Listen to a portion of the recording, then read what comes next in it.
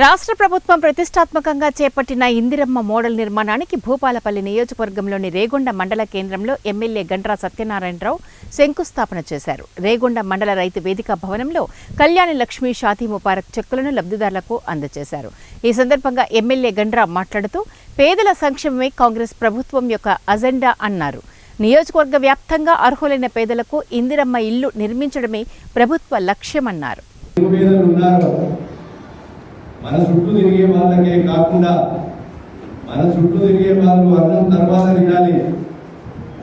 ఎవరైతే కూడలు కూలి పరద కూడలతో ఉండి కిరాయిలలో ఉండి సొంత జాగాలు ఉంటే 400 స్క్వేర్ ఫీట్ ఉన్నటువంటి ఇల్లును మీరు పేదలకు లీజుకి ఇవ్వండి.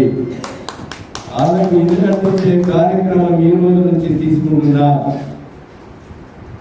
అంటే 4 నుంచి 5,000 ఇల్లు కట్టిస్తారు. రాబోయే 4 సంవత్సరాలు ఇంకా మన ప్రభుత్వం పరిపాలన. ఈ 4 సంవత్సరాలలో 20,000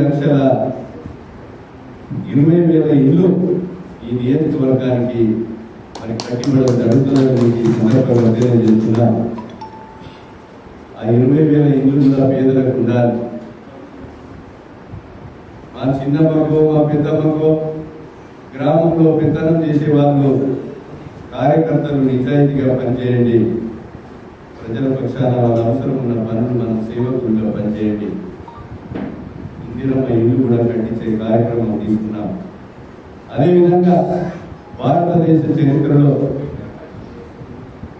21,000 కోట్లు అంటే 2 లక్షల రుణమాఫీ